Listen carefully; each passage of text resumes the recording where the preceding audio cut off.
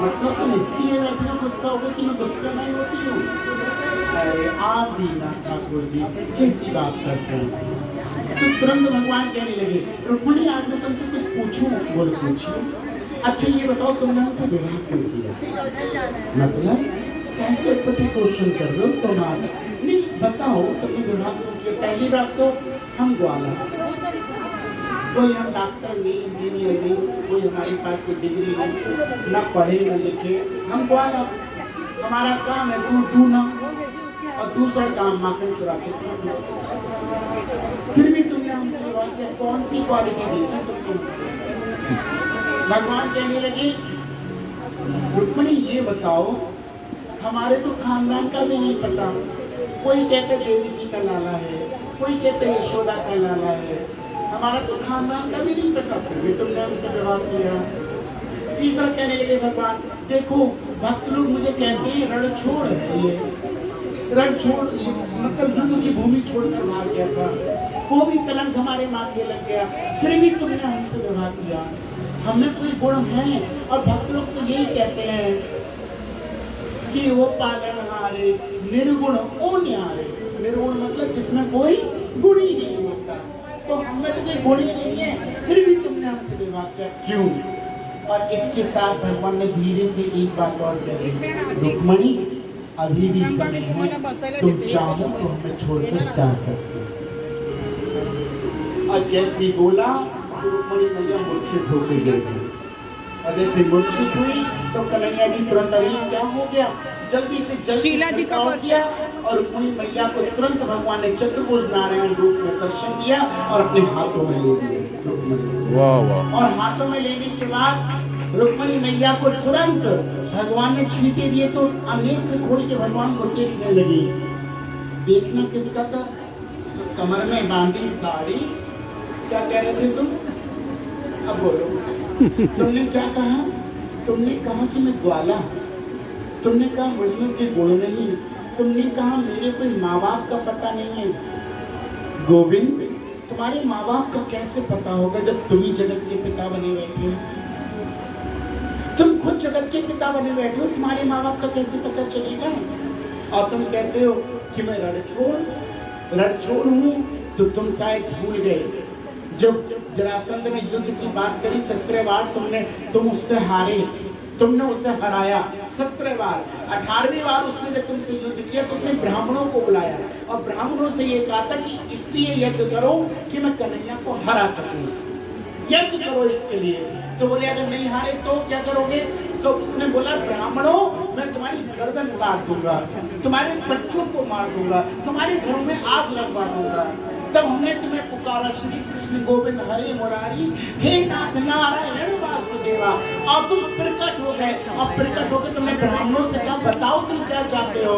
तो हमने ये कहा स्वामी हे भगवान हे श्री हरि कृष्ण, हम आपके लिए यज्ञ तो कर रहे हैं कि आप हार जाएं और जरासंध जीत जाए, लेकिन अगर आप हार गए, अगर आप जीत गए जरासंध से, तो हमारे बच्चे जिंदा मार देगा जरासंध, हमारे घरों में आग लगा देगा जरासंध, हमारे जीवन को बर्बाद कर देगा जरासंध। उसने कसम खाई है कि पंडितों तुम्हें छोड़ूंगा। तो भगवान क्या बोले? श्रीमद्भागवत कथा व्यास जिसका कोई नहीं होता, श्रीमती मधुजी अग्रवाल और अंजना जी अरोरा परिवार द्वारा भव्य 7 दिन की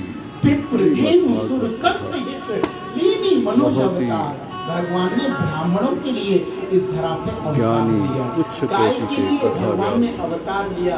भगवान बोले मेरा मान भले टल जाए लेकिन भक्त का मान ना टलने दूंगा, इसलिए मैं और आज भगवान इस युद्ध को हार गए। पूरी जिंदगी लोग रणछोड़ कहते रहे, लेकिन रणछोड़ ऐसे नहीं बने। आप सबके लिए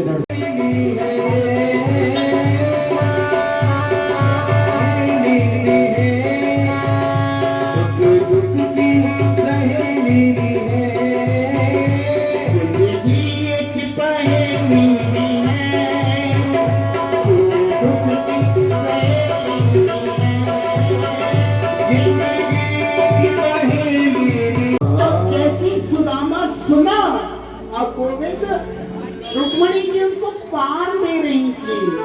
और मेरे गोविंद रुक्मणी का हाथ छूटे अब आगे चले गए।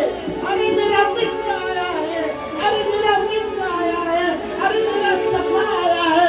हाथ का जो पीताम्बर था वो गिर गया।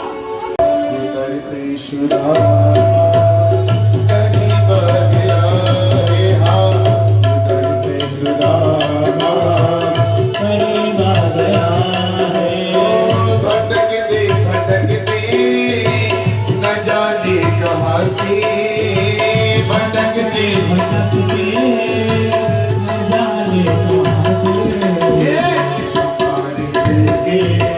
करीब आ गया है, तुम्हारे महल करीब आ गया है।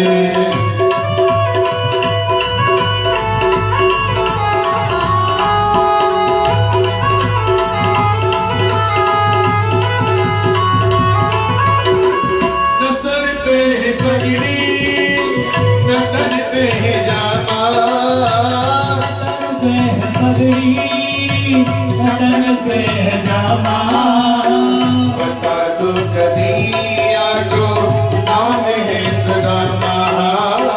बता दो कन्हैया को नाम है सुदामा। इनके बारे मोहन से जाकर के कह दो, इनके बारे मोहन से जाकर के कह दो।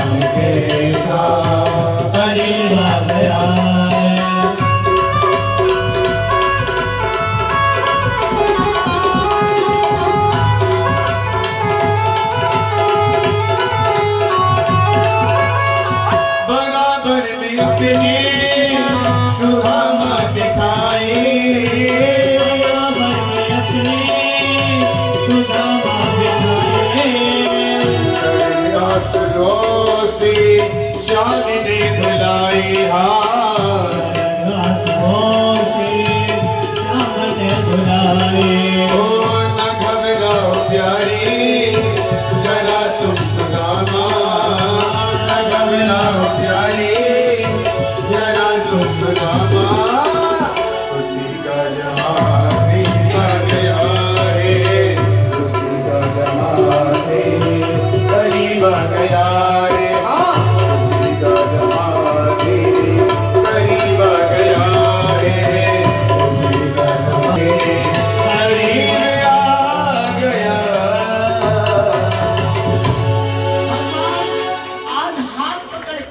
अपने मित्र को ले गए और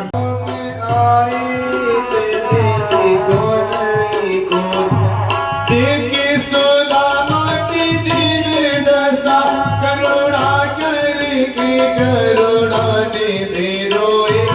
पानी परात हाथ छूने नदी की जल सोमगे धोए। पानी परात हाथ छूने नदी की जल सोमगे धोए। नदी की जल सोमगे धोए। बस बस बस कन्हैया, अब झूल गए। अब तू रो क्यों रहा है? आंसू पहुंचने लगे अपने सखा कन्हैया के। और जैसे आंसू पहुंची बोले मैं कहाँ रो रहा हूँ, मैं तो बिल्कुल ठीक हूँ। अब पहले ये बता तू क्या खाएगा? ना हाँ वो तो कुछ ना, बस तेरा हाल चाल लेना आया था। सोचो इसको सखा कहते हैं। आज राजा धीराज द्वारिकाधीश के पास आके भी कुछ मांग नहीं रहे हैं, मांगने की इच्छा नहीं है। और हम लोग कन्हैया के पास जाएं तो मंदिर में तो क्या कहते हैं?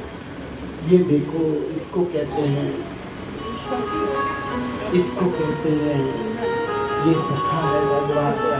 हमारी इच्छाएं खत्म नहीं होती और ये इच्छाओं पे ऐसा काबू करेगा। तो इसीलिए कन्हैया तुमसे दूर है। जिस दिन इच्छाएं खत्म कर दोगे ना, कुछ पाने की इच्छा से गोविंद के पास जाओगे, गोविंद उतना दूर चला जाएगा। गोविंद कहता है अहित की भक्ति करो, बिना इच्छा की भक्ति। बिना इच्छा मैं सब जानता हूँ तुम्हें क्या चाहिए और मैं देता हूँ। कोई ये नहीं कह सकते भगवान नहीं देते, लेकिन भगवान देने के लिए पात्रता देखते हैं। पात्रता एक सिर्फ श्री कृष्ण है जो देते समय पात्रता देखते हैं। अन्य जितने भी देवता हैं वो देते समय पात्रता नहीं देखते, पात्रता श्री कृष्ण देखते हैं।